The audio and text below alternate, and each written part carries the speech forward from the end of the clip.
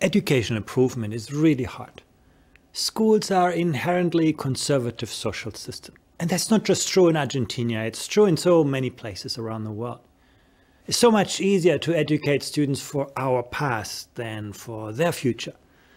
As parents, we get nervous when our children learn things that we don't understand, and even more when they no longer study things that were so important for us. Teachers are more comfortable to teach how they were taught than how they were taught to teach. And as a politician, you can lose an election over education issues, but you can rarely win one over education, because it takes so much more than an election cycle to translate good intentions into good results. So sometimes it seems that changing educational bureaucracies is like moving graveyards. It's hard to rely on the people out there to really help, because the status quo has so many protectors. And the biggest risk to schooling today isn't its inefficiency, but that our way of schooling is losing its purpose and relevance. And when fast gets really fast, being slow to adapt makes education systems really slow and disoriented. We live in this world in which the kind of things that are easy to teach and test have also become easy to digitize, to automate. Education has won the race with technology throughout our history. But there's no automaticity it's going to do that in the future. Students growing up with a great smartphone but a poor education are going to face unprecedented risks. But we could still assume that what we learn in school is going to last for a lifetime. Teaching content knowledge was rightly at the center of education. Today, the world no longer rewards us for what we know. Google knows everything. But for what we can do with what we know. Think about it. In the 20th century, literacy was about extracting knowledge from established sources. When you didn't know the answer to a question, you could look it up in an encyclopedia and you could trust the answer you find that to be true. In the 21st century, Google will give you 50,000 answers to any question. And nobody tells you what's right or wrong, what's true or not true. Literacy has become about navigating ambiguity, about distinguishing between fact and fiction, about triangulating different sources, about constructing knowledge. And people need to be able to question or seek to improve the accepted knowledge and practice of our times. If all we do is teach our children what we know, they'll remember enough to follow in our footsteps. But it's only if we help them build a reliable compass that they can go anywhere and find their way through this increasingly complex, volatile, ambiguous world. It's going to be about our capacity to learn, but also to unlearn and relearn when the context changes. The future will be about pairing the artificial intelligence of computers with the cognitive, the social, the emotional skills and values of humans. If we want to stay ahead of technological developments, we have to find and refine the qualities that are truly human and that complement, not compete with, the capacities that we've created in our computers. So one thing the artificial intelligence does, it pushes us much harder to think what makes us really human. Tomorrow's schools need to help students think for themselves and join others in work, in citizenship. They need to help students develop a strong sense of right and wrong and sensitivity to the claims that others make. At work, at home, in the community, people will need a deep understanding of how others think, whether as scientists or artists, and how others live in different cultures, in different traditions. Whatever tasks machines may be taking over from humans at work, the demands on our capabilities to contribute meaningfully to social and civic life is going to always keep rising. And that's where our current model of schooling gets to its limits. We invented schooling in the industrial age when the prevailing norms were standardization and compliance. There was a time when it was both effective and efficient to educate students in batches and train them teachers once for their entire working lives. The curricula that spelled out what students should learn were designed at the top of the pyramid, then translated into instructional material and teacher education, often through multiple layers of government, and then rolled out across classrooms. You know, I started my career in medical research. And there, the first thing you do is take the patient's temperature and diagnose what treatment is going to be most effective. In school, we tend to give all students the same treatment. And it's only years later when they graduate that we ask ourselves whether their treatment was really effective. And the result is that many learners with different needs fall by the wayside. And why children from wealthier families will always find open doors to a successful life. Children from poor families really only have one single chance in life, and that's a good school. And if it's the wealthiest, not the brightest, who end up with the best places in education, we end up running the engine of our societies on just 2 cylinders. That's a really design flaw of our school systems. And in the end, how we treat the most vulnerable students says a lot about who we are ourselves. The other consequence is that education systems end up to be run by those who succeeded in them, while those who struggled rarely have a voice. This industrial model of schooling makes change in a fast-moving world far too slow. Even the best education minister can no longer do justice to the needs of millions of students, hundreds and thousands of teachers, and tens of thousands of schools. The challenge is to build on the expertise of teachers and school leaders and enlist them in the design of superior policy and practice. That means turning teaching into a profession of advanced knowledge workers, governed by professional norms and work organizations in lieu of bureaucratic and administrative control. You know, one of the reasons why we don't get out of this model of education is that our thinking in education is stuck in so many myths. So I start my book with debunking those. The poor will always do badly in school. That's not true. The 10% most disadvantaged kids in Shanghai do better in math than the 10% most advantaged students here in Argentina, and in fact much of Latin America. So poverty need not be destiny. Immigrants will lower the performance of a country on international comparisons. That's not true. There's no relationship between the share of immigrants and the quality of an education system.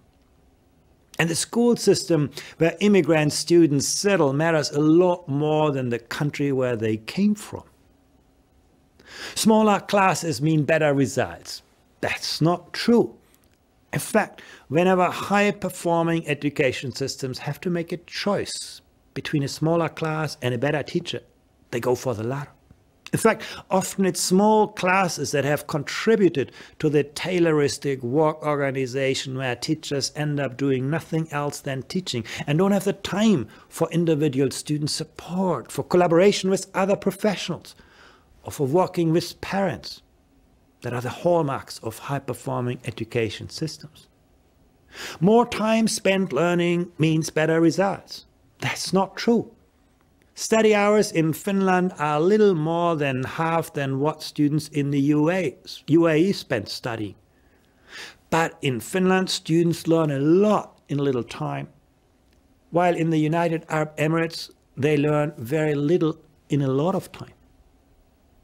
The results of PISA are merely a reflection of culture. That's not true either. The rapidly improving education systems did not change their culture, but their educational policies and practices. Why is our thinking so much captured by myth and past practice?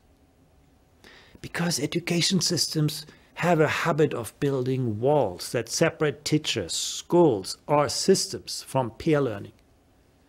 When I started PISA, the central idea was to break those walls. The idea was to count what counts, That is to collect high-quality data on key educational outcomes, to analyze those data to empower people to make more informed decisions, and to harness collaborative power to act on the data, both by lowering the cost of political action and at times also by raising the cost of political inaction. And the good news is that our knowledge about what works in education has improved vastly. And I devote a large part of my book to what makes school systems successful. You know, the first thing I learned is that the leaders in high-performing education systems have convinced their citizens to value the future. Chinese parents and grandparents will invest their last money into their future, the education of their children. In Europe, we've already spent the money of our children for our own consumption. But valuing education highly is just part of the equation. Another part is the deep belief that every student can learn. In some education systems, students are segregated into different tracks at early ages, reflecting the notion that only some children can succeed. In contrast, in countries like Estonia, Canada, Finland, Japan, parents and teachers trust that all students can meet high standards, and that trust is manifested in the student and teacher behavior. These systems have advanced from sorting human talent to developing human talent. They realize that ordinary students can have extraordinary talents. And nowhere does the quality of a school system exceed the quality of its teachers. Top school systems select and educate their teaching staff very carefully. And they provide an environment in which teachers work together to frame good practice. And they encourage teachers to grow in their careers. Top-performing school systems have moved on from administrative control and accountability to professional forms of work organization. They encourage their teachers to be innovative, to improve their own performance and that of their colleagues, and to pursue professional development that leads to stronger practice. In top school systems, the emphasis is not on looking upwards within the administration of the school system. It's about looking outwards to the next teacher or the next school, creating a culture of collaboration and strong networks of innovation. And the best performing school systems provide high quality education across the entire system so that every student benefits from excellent teaching. To achieve that, these countries attract strongest principals to the toughest schools and the most talented teachers to the most challenging classrooms. And last but not least, high-performing systems tend to align policies and practices across the entire system. They ensure that the policies are coherent over sustained periods of time, and they see that they are consistently implemented. And yet, knowledge is only as valuable as our capacity to act on it. To transform schooling at scale, we need not just a radical vision of what is possible, but also very smart strategies that actually make change happen.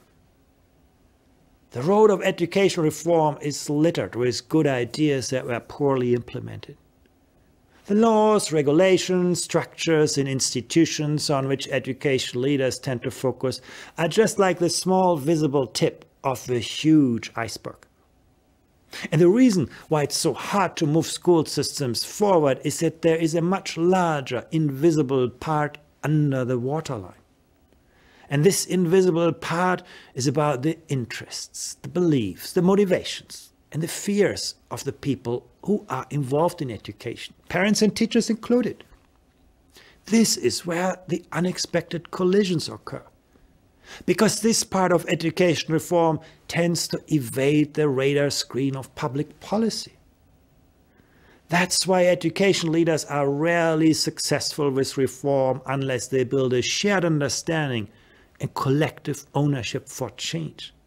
And unless they build capacity and create the right policy climate with accountability measures designed to encourage innovation rather than compliance.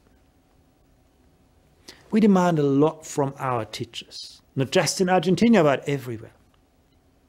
We expect them to have a deep and broad understanding of what they teach and whom they teach. Because what teachers know and care about makes such a difference to student learning. That entails professional knowledge, such as knowledge about a discipline, knowledge about the curriculum of that discipline, and knowledge about how students learn in that discipline. It includes knowledge about professional practice, so teachers can create a kind of learning environment that leads to good learning outcomes. And it involves inquiry and research skills that help teachers to be lifelong learners and grow in their profession. Students are unlikely to become lifelong learners if they don't see their teachers as lifelong learners. But we expect much more from our teachers than what appears in their job description. We also expect them to be passionate, compassionate, thoughtful, to encourage students' engagement and responsibility, to respond to students from different backgrounds with different needs, and to promote tolerance and social cohesion. To provide continual assessments of students and feedback to ensure that students feel valued and included, and to encourage collaborative learning. And we expect teachers themselves to collaborate and work in teams and with other schools and with parents to set common goals and plan and monitor the attainment of those goals. And most people remember at least one of their teachers who took a real interest in their life and their aspirations, who helped them understand who they are and discover their passions, and who taught them how to love to learn. Attracting, developing, and retaining capable teachers and ensuring that every student benefits from excellent teaching remains an immense challenge. What shapes the pool from which countries can select their teachers is a combination of the social status associated with the job, the contributions a candidate feels or she can make while in the job, and the extent to which the work is financially and intellectually rewarding. While it's relatively easy to make teaching more financially attractive, you can just raise salaries, it's much harder to make teaching more intellectually attractive. But it's the latter that is the key to attracting highly talented people into the profession. Particularly as many people who go into teaching do so to make a difference to their society. It's hard because it depends on how the work of teachers is organized, the opportunities teachers have for professional growth, and how their work is regarded in the profession and by society at large. But rather than wait for a new generation of teachers, we need to invest more in the existing schools and teachers, enlisting their commitment to reform and supporting their improvement. Teachers in Singapore are entitled to 100 hours of professional development per year to stay up to date in their field and to improve their practice. And the key is often not just a large amount of class taking by serving teachers, it is the underlying career structures and how they interrelate with the time teachers work together in a form of social organization that both requires and provides new knowledge and skills that make the difference. Successful programs encourage the development of teachers' learning communities through which teachers can share their expertise and their experiences. There's growing interest in ways to build cumulative knowledge across the profession. For example, by strengthening connections between research and practice, encouraging schools to develop as learning organizations. I show in the book that professional development activities that have an impact on teachers' instructional practices are those that take place in schools and allow teachers to work in collaborative groups. Teachers who work with a high degree of professional autonomy and at the same time in a collaborative culture, characterized by high levels of both cooperation and instructional leadership. Those teachers say that they participate much more in school professional development activities and that those activities have a much greater impact on their teaching. Successful education systems will also do whatever it takes to develop ownership of professional practice by the teaching profession. Some argue one cannot give teachers and education leaders greater autonomy because they lack the capacity and expertise to deliver on it. And of course, that often holds some truth. But a response that simply perpetuates a prescriptive industrial model of teaching will continue to disengage teachers. Like someone who was trained to heat up pre-cooked hamburgers is going to rarely become a master chef. In contrast, productive learning takes place when teachers feel a sense of ownership over their classrooms and students feel a sense of ownership over their learning. So the answer is to strengthen trust, transparency, professional autonomy, and the collaborative culture of the profession all at the same time. But the most essential reason why teachers' ownership of the profession is a must-have, rather than an optional extra, lies in the pace of change in the 21st century. Even the most effective attempts to translate a government-established curriculum into classroom practice will drag out over a decade, because it takes so long to communicate the goals and methods through the different layers of the school system and to build them into traditional methods of teacher education. In a fast-changing world, when what and how students need to learn changes so rapidly, such a slow process is no longer good enough, because it inevitably leads to a widening gap between what students need to learn and what and how teachers teach. The only way to shorten that pipeline is to professionalize teaching. That is, to ensure that teachers not only have a deep understanding of the curriculum as a product, but equally with the process of curriculum and the instructional design and the pedagogies to enact and enable the ideas that are behind the curriculum. The challenge is to build on the expertise of the teachers and school leaders and to enlist them in the design of superior policies and practices. Where systems fail to engage teachers in the design of change, teachers will rarely help systems in the implementation of change.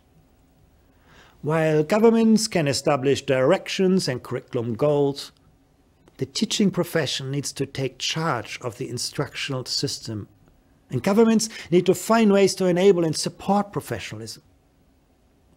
However, increased professional autonomy also implies challenging idiosyncratic practice. It means moving away from every teacher having their own approach towards the common use of practice to actually use practice that are agreed as effective, making teaching not just an art, but also more of a science. Paradoxically, the highly standardized industrial work organization of teaching has often left teachers alone in the classroom. 0% school autonomy has meant 100% teacher isolation behind closed classroom doors. Changing that will hinge on effective leadership. Effective leadership is central to virtually every aspect of education, and most importantly, so when there is little coherence and capacity in education. There are many great teachers, schools, and educational programs in every education system. But it takes effective leadership to build a great education system. Last but not least, educational leaders need not look just forward, but also outwards. And that's not about copying and pasting solutions from other places. It's about looking seriously and dispassionately at good practice in our own countries and elsewhere to understand what works in what context. School systems that feel threatened by alternative ways of thinking, they get trapped in old practice. The ones that progress are those that are open to the world and ready to learn from and with the world's education leaders. It's a tough agenda, but we don't need to be passive. True, technological change and globalization have disruptive implications for our economic and social structure, but they don't have predetermined implications. It's the nature of our collective responses to those disruptions that determines their outcomes. It's the interplay between the technological frontier and the cultural, social, and institutional and economic agents that we mobilize in response. I decided to write this book when I saw children from the poorest neighborhoods of Shanghai learning from Shanghai's best teachers. That's the moment when I realized that universal high-quality education is an attainable goal, and that our task is not to make the impossible possible, but to make the possible attainable. It's entirely within our means to deliver a future for millions of learners who currently don't have one.